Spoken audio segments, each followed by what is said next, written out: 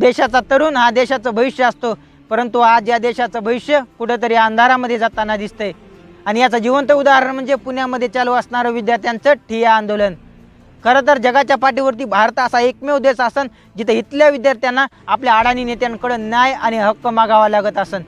आणि हे सगळं होतं इथं असणाऱ्या या सिस्टममुळं।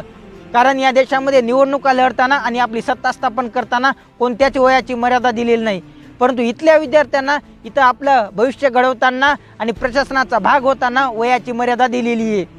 MPSC परीक्षा जी की मागच्या 7-8 महिन्यापूर्वी होणार होती, ती MPSC परीक्षा इथं होणाऱ्या निवडणुकांमुळे 7-8 महिने पुढे लांबवली गेली।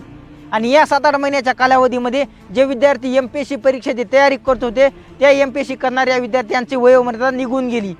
आणि या सगळ्या गोष्टीमध्ये त्या बिचाऱ्या MPSC करणाऱ्या विद्यार्थ्यांचं काहीच चूक नव्हती, केवळ चूक ही प्रशासनाची होती।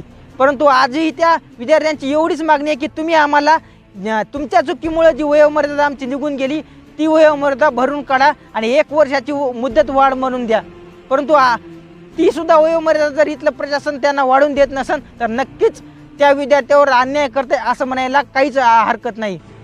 अरे 10-10, 12-12 तास अभ्यास करून त्या विद्यार्थ्यांनी डोळ्यामध्ये एक स्वप्न रंगवलं होतं एखादा मोठा ऑफिसर होण्याचं, आणि ते स्वप्न जर केवळ तुमच्या चुकीमुळे जर भंग होत असेल तर नक्कीच त्यांच्या रागाचा उद्रेक झाल्याशिवाय राहणार नाही। आणि आपल्या देशामध्ये जशी नेपाळमध्ये परिस्थिती झाली तशी परिस्थिती व्हायला उशीर लागणार नाही।